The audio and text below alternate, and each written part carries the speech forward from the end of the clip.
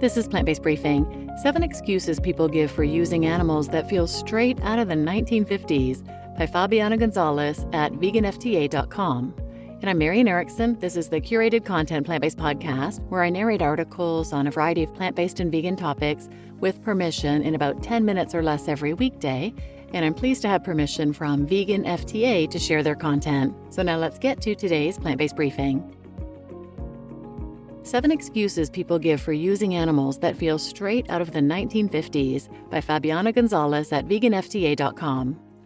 Our love for mid-century furniture doesn't seem to be slowing down, as we're swayed by the neutral tones, organic shapes, and natural materials while we window shop for a Barcelona chair or a tulip table. Let's not forget that we don't have to be stuck in the 1950s in all other areas of our lives as we step into 2025. In a world that's increasingly embracing compassion and sustainability, the reasons some people still give for exploiting animals can feel like they've been plucked from a bygone era. These arguments, often outdated and rooted in misconceptions, serve as a reminder of how far we've come, but also how far we still have to go. Here are 7 excuses that sound like they belong in the 1950s. Number 1, but we've always done it this way. The classic appeal to tradition. This excuse suggests that because humans have historically used animals for food, clothing, or labor, it must be acceptable. Yet society has consistently evolved beyond outdated practices, from ending child labor to banning leaded gasoline. Progress is about questioning harmful traditions, not clinging to them. Additionally, recent studies suggest that early human ancestors primarily consumed plant-based diets, as evidenced by anatomical features such as dental structures suited for grinding vegetation and digestive systems adapted to processing plant matter. Comparative analyses with our primate relatives who predominantly eat plants further support the notion that humans are naturally inclined towards herbivorous consumption. Number 2, animals don't feel pain like we do. Science has debunked the belief that animals are incapable of experiencing pain or emotions countless times. Modern research has shown that animals have complex emotional lives and nervous systems remarkably similar to ours. Using this excuse in 2025 is willingly ignoring decades of scientific evidence. Number 3, we need meat for protein.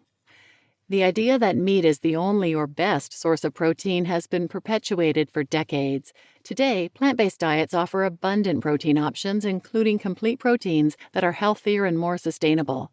If you can't figure out how to get the protein you need following a plant-based diet, I suggest you sign up for Veganuary, linked here. Number 4, leather is a byproduct, so it's sustainable.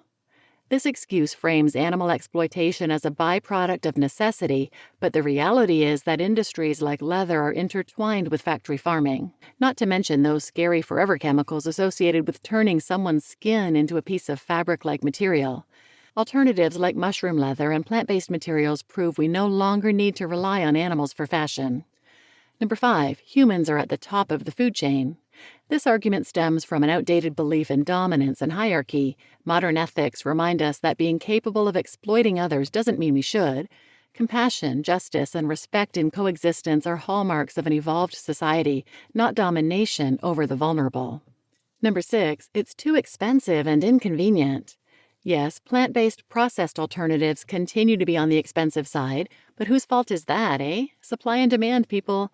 This is yet another reason to at least start with swapping your most used animal products with their plant-based counterparts. The availability of affordable plant-based options at mainstream grocery stores has grown substantially in the past 5 years, but we need to continue supporting them for them to become even more accessible and reasonably priced.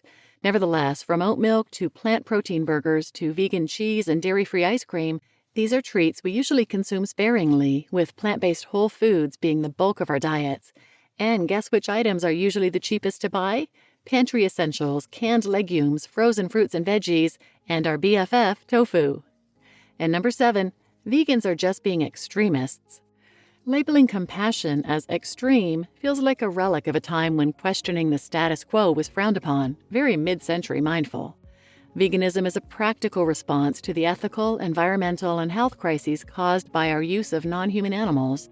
In reality, all veganism wants is justice for all sentient beings, something as simple as the right to live their own lives free of exploitation and suffering. These excuses may have once shaped public opinion, but in today's world, they feel increasingly outdated. As awareness grows about the ethical, environmental, and health impacts of animal farming, it's time to leave these 1950s-era arguments in the past. After all, progress is built on challenging old excuses and choosing a more compassionate path forward. Stop living by these excuses and start living according to your values of respect and compassion. You just listened to 7 Excuses People Give for Using Animals That Feel Straight Out of the 1950s by Fabiana González at VeganFTA.com. And I'm Marian Erickson, your host. I will link some related episodes in the show notes. One is a 2-parter, episodes 42 and 43. Don't plants have feelings too? Responding effectively to 13 frequently asked questions about food, fiber, farm animals, and the ethics of diet. And one about how humans actually evolved eating more plants than animals, and we should be referred to as gatherers and hunters rather than hunters and gatherers. That's 319, lose 2 pounds in one sitting, taking the myocenic route. I've also done countless episodes on protein, on animals feeling pain and being sentient. If you go to plantbasedbriefing.com/episodes, you can use the search feature there and type in any of those terms, and all those past episodes will come up. So please share this episode with anyone who might benefit, and thanks for listening.